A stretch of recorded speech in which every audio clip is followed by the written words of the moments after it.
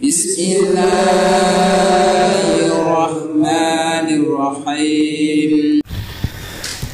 Assalamualaikum warahmatullahi wabarakatuh.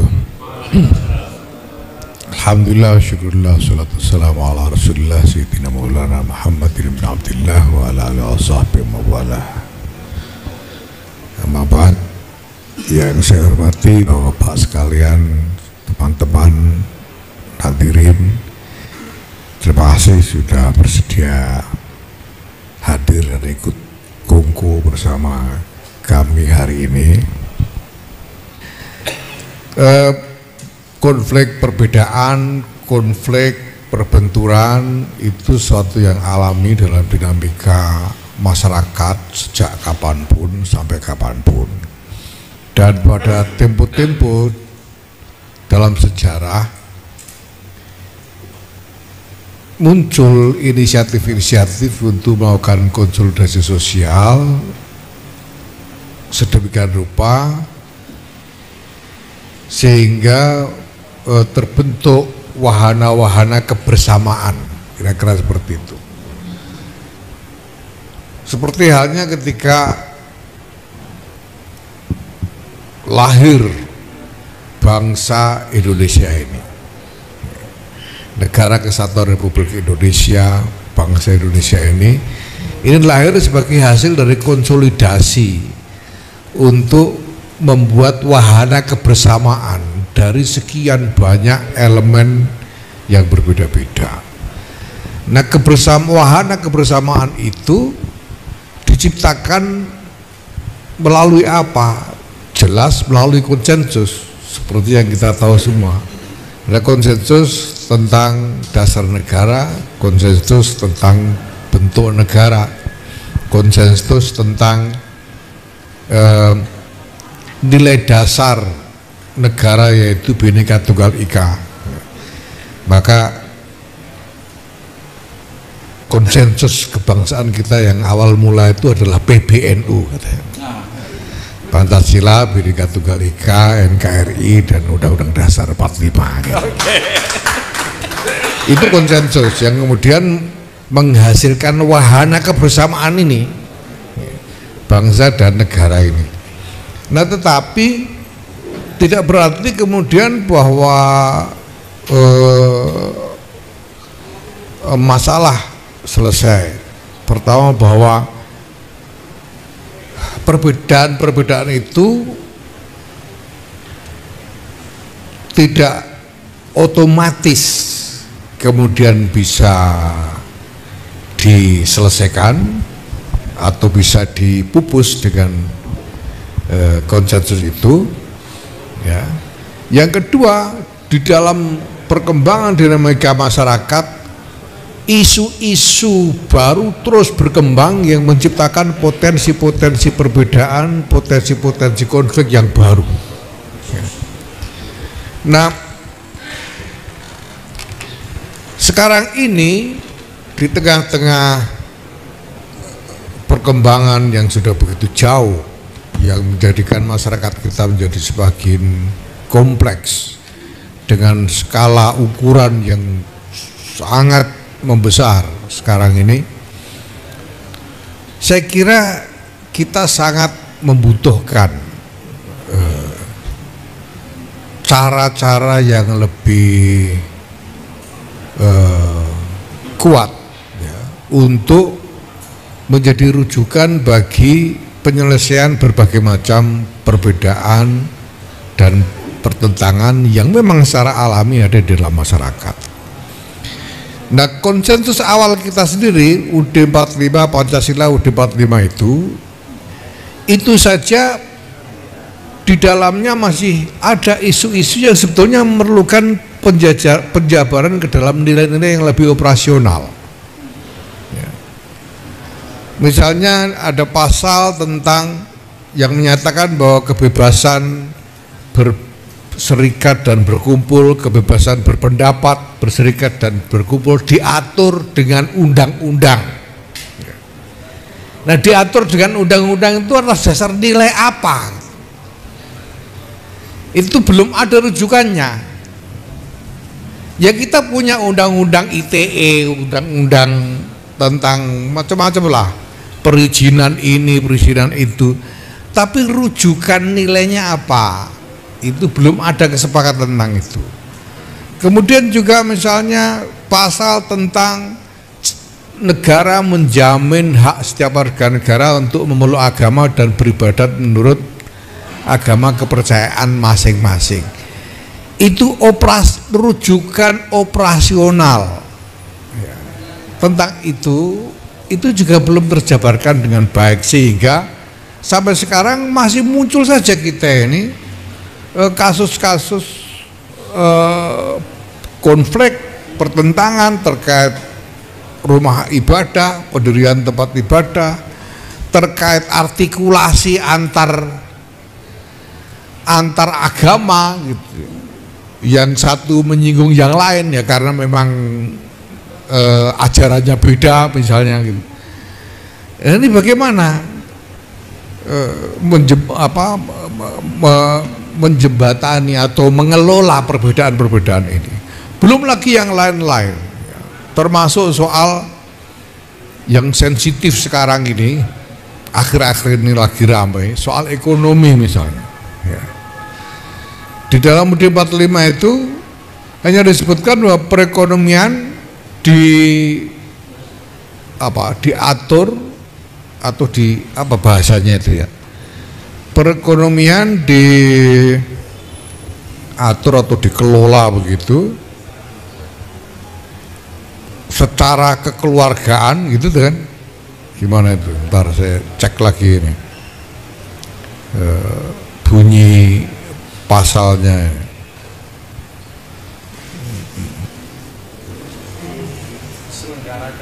Nah, disusun, perekonomian disusun sebagai usaha bersama berdasar atas asas kekeluargaan.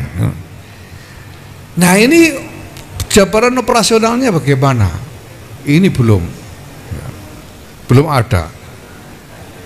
Nah, kemudian cabang-cabang produksi yang penting bagi negara dan menguasai hajat hidup orang banyak dikuasai oleh negara. Ini batas-batasnya seperti apa, kita juga belum punya rujukannya ya. Apalagi dengan perkembangan industri seperti hari ini gitu.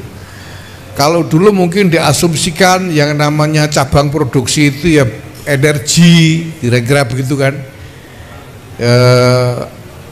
apalagi misalnya yang lain air ya, yang dianggap menguasai hajat hidup orang banyak. Tapi bagaimana dengan misalnya mie instan hari ini ya. Mie instan yang sudah ya sebetulnya ya, menurut saya relatif menguasai hajat hidup orang banyak. Siapa nggak makan mie instan hari ini itu? Nah ini gimana? Dan produk yang lain misalnya seperti misalnya apa namanya produk-produk digital seperti yang kita gunakan ya. Nah ini seperti apa? Ini juga belum terjabarkan. Bumi, air, dan kekayaan yang terkandung di dalamnya dikuasai oleh negara dan dipergunakan untuk sebesar-besar kemakmuran rakyat. Ini juga belum terjabarkan nilai-nilai operasionalnya ya. Sejauh mana sumber daya alam itu boleh dieksploitasi ya. Seperti apa norma-normanya? Ini belum cukup ada jabaran. Nah, belum lagi ditambah dengan macam-macam produk teknologi yang berkembang pesat sekali, dan itu menimbulkan pertanyaan-pertanyaan tentang kepatutan dan kelayaan. Produk-produk teknologi produk bioteknologi misalnya, ini ramai ini. Sejauh mana sebetulnya rekayasa bioteknologi itu dianggap patut? AI, artificial intelligence, bagaimana penggunaan yang patut dari AI itu? Ya sekarang aja AI itu sudah bisa menciptakan apa namanya, tokoh video yang nggak ada manusianya itu sudah ada ya. Dan kelihatannya seperti manusia tapi nggak ada manusianya, dan itu pasti akan semakin maju. Nah, sejauh mana ada deepfake dan lain sebagainya, ini semuanya belum ada.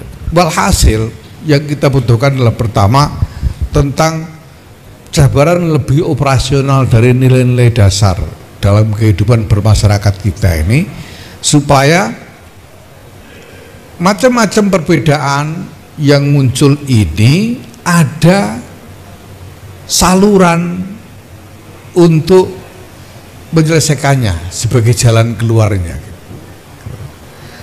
Ada kayak kisi-kisi tentang ini harus diselesaikan melalui cara apa, koridornya seperti apa. Kemudian yang kedua soal etika, kebutuhan tentang konsensus tentang etika. Nah, apa sih yang kita anggap patut dan apa yang dianggap tidak patut? Soal etika ini kita sangat butuh. Nah, hal-hal semacam ini saya kira tidak cukup diserahkan hanya kepada undang-undang atau aturan-aturan hukum, karena aturan-aturan hukum itu jatuhnya lalu cenderung menjadi lebih kepada koridor teknis yang dalam praktek sangat sering kemudian ya disiasati aja, tergantung kepentingan pelaku, disiasati koridor ini supaya lolos dari pagar-pagar hukum teknis itu. Maka tidak cukup ya. Begitu juga misalnya apa namanya, satu model penyelesaian yang lain di luar aturan hukum ya, yaitu misalnya yang terkait dengan rumah ibadah. Itu kan ada SKB itu, SKB tentang rumah ibadah. Nah itu jatuhnya dalam praktek kita bisa saksikan lah, ini fakta, jatuhnya jadi mayoritarianisme. Jadi di mana-mana itu yang minoritas harus nurut kepada yang mayoritas. Nah, apakah ini sejauh mana bisa diterima kalau kita bicara tentang bahwa negara menjamin hak setiap warga untuk memeluk agama dan menjalankan ibadah menurut agama dan kepercayaan masing-masing. Ini kemudian juga soal kebebasan berbicara. Kebebasan berbicara itu di mana batas-batas nilainya ya. Nah, maka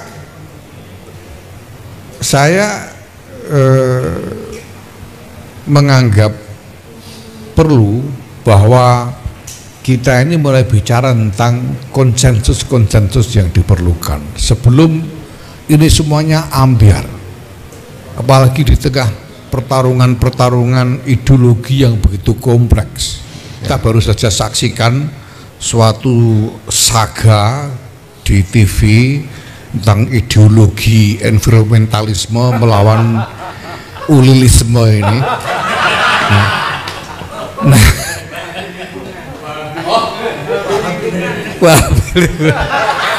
Wahabi lingkungan melawan aswaja lingkungan.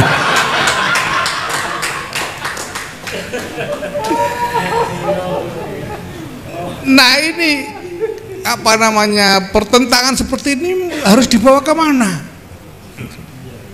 Ya kan tidak bisa dilagakan tanpa ujung, harus dibawa kemana? Nah, kalau dibawa ke undang-undang nanti diakal-akalin lagi kan sama pelaku-pelakunya. Nah, maka kita butuh konsensus-konsensus itu.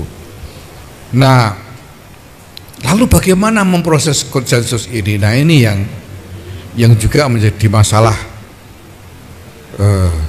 yang harus kita pikirkan juga. Dulu itu di tengah-tengah proses dinamika amandemen UUD 45 itu, Presiden Gus Dur ya itu pernah mengatakan bahwa menurut dia sebaiknya MPR itu dijadikan wahana untuk mengolah konsensus kebangsaan. Jadi Gus Dur mengusulkan bahwa produk MPR itu adalah produk-produk konsensus. Maka MPR di dalam membuat keputusan-keputusannya itu jangan pakai voting, harus semuanya setuju, harus aklamasi, walaupun prosesnya panjang, yang penting jadi konsensus gitu. Nah cuma gagasan ini kan lalu tidak diterima ya, nyatanya tidak diterima, karena nyatanya di dalam UUD 45 juga dinyatakan bahwa MPR membuat keputusan berdasarkan suara terbanyak gitu. Tapi walaupun begitu saya kira kalau kita lihat lembaga-lembaga bangsa, lembaga-lembaga kenegaraan yang ada, mungkin tetap saja MPR ini punya posisi yang paling kuat. Mungkin hasilnya bukan tap MPR, bukan produk-produk tata negara yang teknis ya, tapi sesuatu yang beda, yang lebih ya tingkatannya lebih bersifat nilai-nilai luhur, yang itu diproses sebagai konsensus bangsa. Nah maka saya sebetulnya ingin menyampaikan himbauan, permintaan kepada MPR untuk memikirkan ini ya. Dan kalau bisa kemudian mengambil inisiatif ya, memimpin proses ini, karena kita butuh banget nih.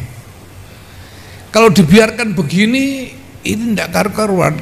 Sudah ada contohnya, banyak negara ini jadi ambiar karena tidak cukup punya konsensus tentang berbagai macam isu yang muncul dalam dinamika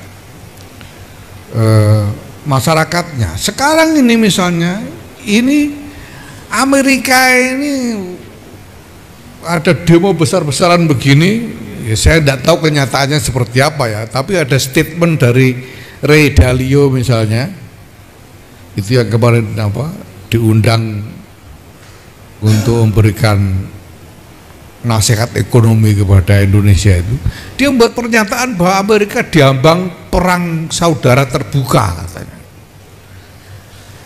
Ya karena tidak ada konsensus tentang imigrasi itu apa kan. Yang ada itu padahal mereka punya undang-undang, punya aturan imigrasi, harus masuk dengan prosedur begini begitu.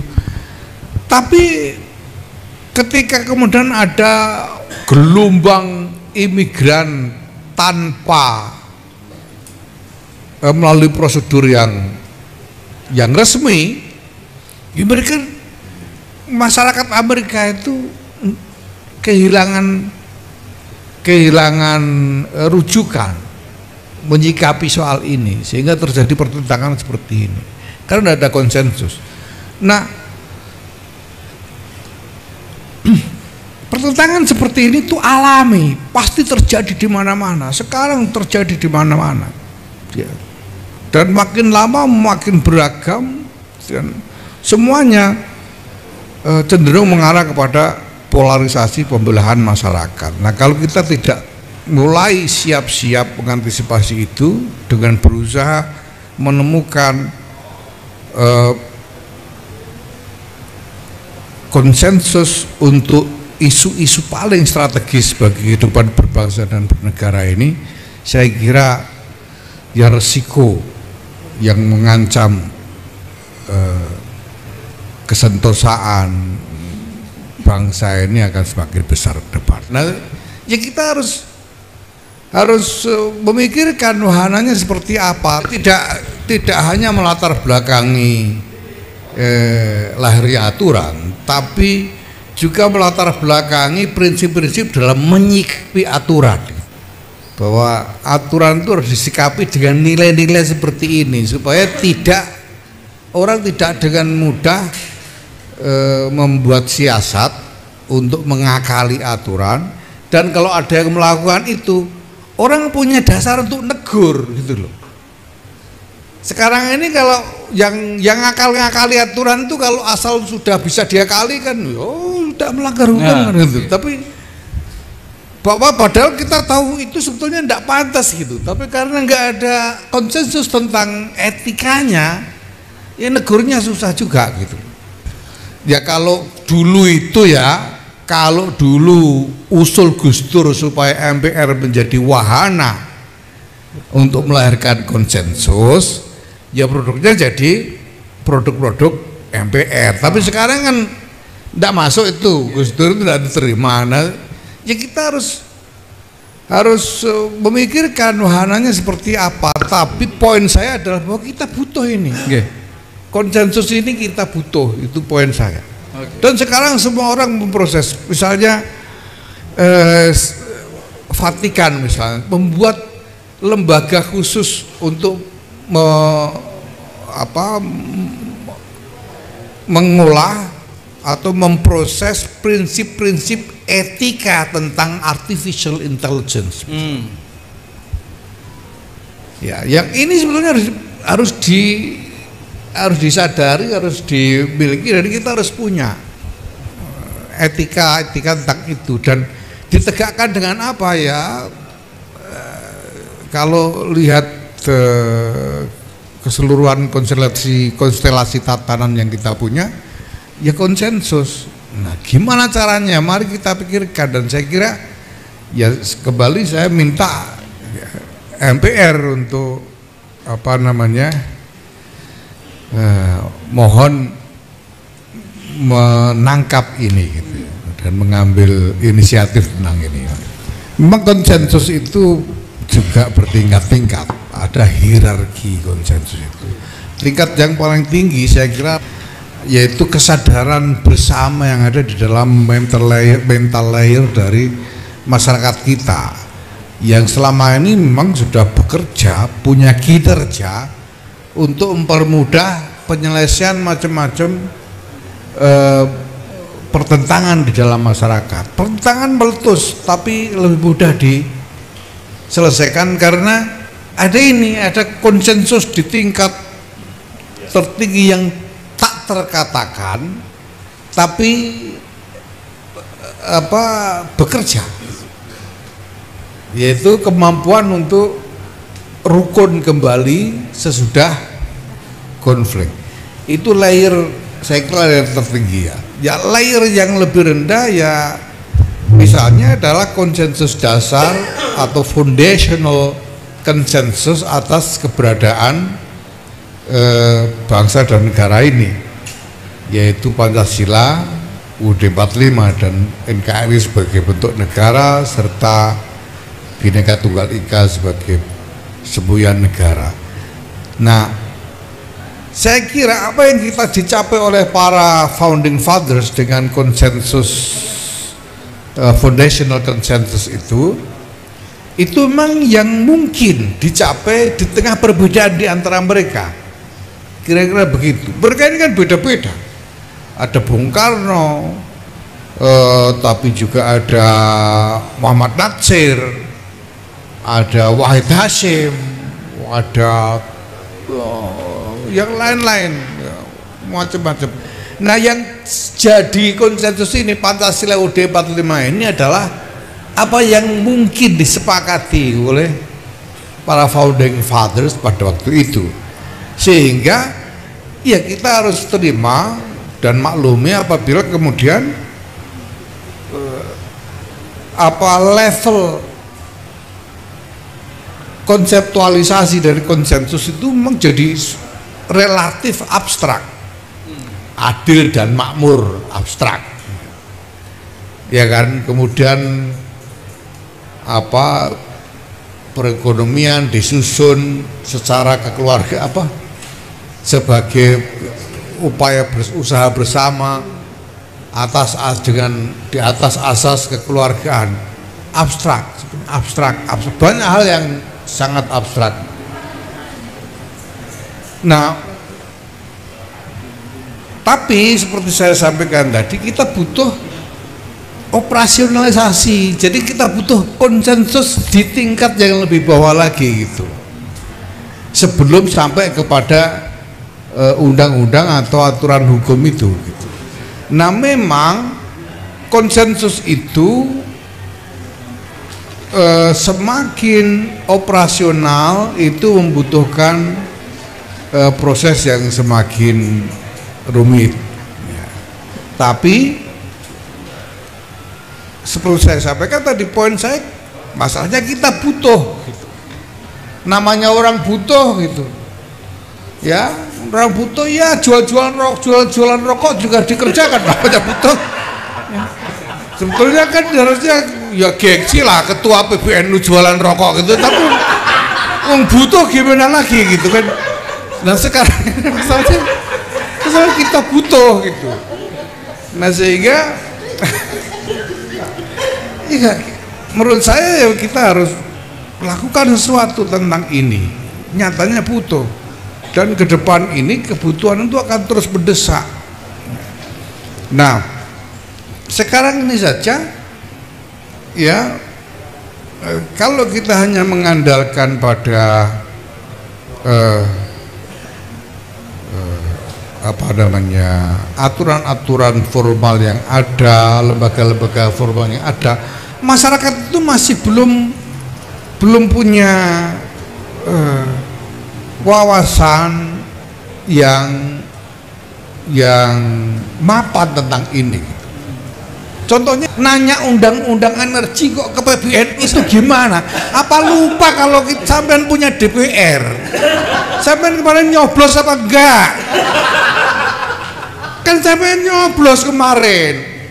Sudah ada anggota DPR. Contohnya banyak, seringkali saya tuh seringkali ada orang artikulasi lutut, mana PBNU ndak ngomong soal PBNU kan tidak punya slot di dalam sistem agregasi politik gitu loh. Yang punya slot itu parlemen. Kok partai nggak pernah ditanya? Yang ditanya PBNU ini ceritanya gimana gitu loh. Tanya partai dulu, kalau partainya haho baru tanya kita gitu. Kalau partainya belum ditanya udah tanya NU ya, ini repot nih.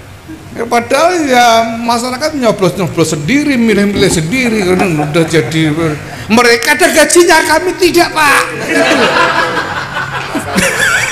Mereka.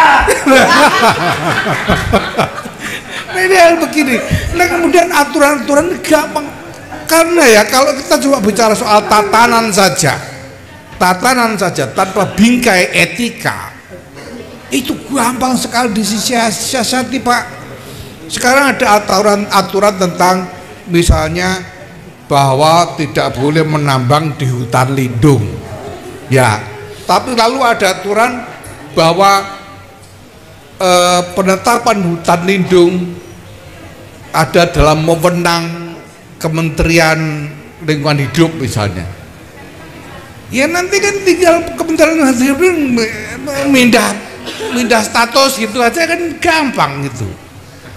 Selama ini kan hal begitu itu yang sering terjadi, dan itu jalan dengan mulus, dengan sangat gampang karena tidak ada koridor etikanya, itu tidak ada. Yang ada cuma teknis aturan yang gampang disiasati dengan cara ini itu. Nah, menurut saya ini yang kita butuhkan. Nah, wahananya apa? Nah, kalau wahananya itu wahana informal seperti ini, ya bisa pak, tapi butuh waktu yang panjang. Yang namanya konsensus mental, saya ingin nyebutnya begitu. Jadi konsensus yang membuat kita jadi cenderung rukun, itu kan konsensus mental. Itu kan tidak terjadi dalam sehari, 2 hari, 10 tahun, 20 tahun pak. Itu pengalaman peradaban ratusan tahun yang mengendap menjadi mentalitas bersama dari satu bangsa, satu komunitas bangsa Indonesia ini. Nah, kalau kita serahkan kepada mekanisme itu, saya khawatir nggak ketututan ini kebutuhan kita akan konsensus itu. Nah, maka saya tetap berharap ada satu proses yang lebih eksplisit yang dilakukan oleh lembaga-lembaga dengan otoritas yang eksplisit gitu. Seperti MPR itu hasil coblosan, kalau nggak dianggap otoritatif, terus kita mau mengukur otoritasnya pakai apa gitu. Nah, maka yang saya harapkan adalah bahwa lembaga-lembaga ini yang sebetulnya memegang legitimasi luar biasa kuat di dalam kehidupan berbangsa dan bernegara ini bersedia menangkap kebutuhan akan konsensus yang lebih operasional ini, kemudian mulai memproses. Ya, waktunya pasti butuh waktu yang lama, tapi mekanismenya bisa dipikirkan, strateginya bisa dipikirkan ya. Identifikasi tentang isu-isunya juga bisa dipikirkan caranya. Nah, itu yang saya harapkan, sehingga ke depan nantinya handling over kepada generasi berikutnya. Sekarang sudah dari generasi Z sudah balik alfa lagi gitu. Sekarang sudah muncul generasi beta sudah. Nah, handling overnya bagaimana? Handling over ini ya itu kan soal komunikasi. Dan komunikasi itu berarti butuh formulasi konseptual gitu. Kalau tidak terformulasikan secara konseptual, kita mau mengkomunikasikan apa? Kalau semuanya dibiarkan abstrak, tidak ada formulasi rumusan konseptualnya tidak ada, kita tidak punya bahan untuk dikomunikasikan. Kenapa sekarang kita bisa bicara tentang Pancasila UUD 45? Karena bapak-bapak bangsa dulu membuat rumusan konseptual tentang konsensus mereka, sehingga mereka bisa handling over, bisa menitipkan kepada generasi berikutnya, ada konseptualisasinya. Nah, ke depan kita punya banyak kebutuhan konsensus, dan saya kira kita juga sangat butuh rumusan konseptual mengenai hal itu. Soal perbedaan yang tajam dari pihak-pihak yang hendak kita ajak membuat konsensus itu ya alami. Dulu founding fathers itu bukannya hendak tajam, mereka ini bayangkan ada tradisionalis, ada muslim, ada komunis, ada nasionalis, ada liberal, jadi satu. Dan yang penting kemudian lalu bersama-sama menemukan di titik mana kita bisa sepakat ini gitu. Dan begitu juga saya kira nanti ke depan ketika kita memproses kebutuhan konsensus baru itu, kita juga kira-kira akan mengalami proses yang sama, tajam pasti gitu. Tapi kita semua harus pertama-tama sepakat bahwa kita harus sampai pada kesepakatan gitu. Sampai di mana kita bisa sepakat nantinya gitu. Nah, itu saya kira proses yang wajar memang harus dijalani. Nah, soal forum atau media untuk mengerjakannya, ya saya kira juga tidak keberatan kalau kita mengadakan kongko-kongko kayak begini. Ini kan sebetulnya kita butuh kongko lah gitu.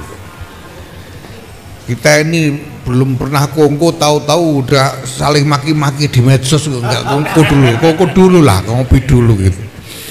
Nah itu saya kira memang penting, tapi ya saya tetap berharap ya bahwa lembaga-lembaga negara ini juga punya concern soal ini gitu. Kita yang cuma minum Starling aja punya concern kok. Masa di sana yang ada apa namanya fasilitas macam-macam enggak ada concern gitu loh. Ini yang kita harapkan ya. Dan kalau misalnya kita disuruh ngawali ya bisa saja, tapi ya jangan lama-lama, cepet diambil, kita ngos-ngosan nanti. Ya tapi ala kulli hal ya, apapun begitu ya saya kira kita punya komitmen yang sama untuk kemaslahatan bangsa.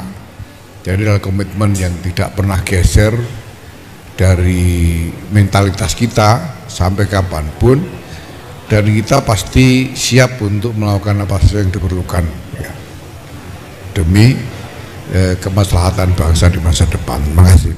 Demikian. Terima kasih. Assalamualaikum warahmatullahi wabarakatuh.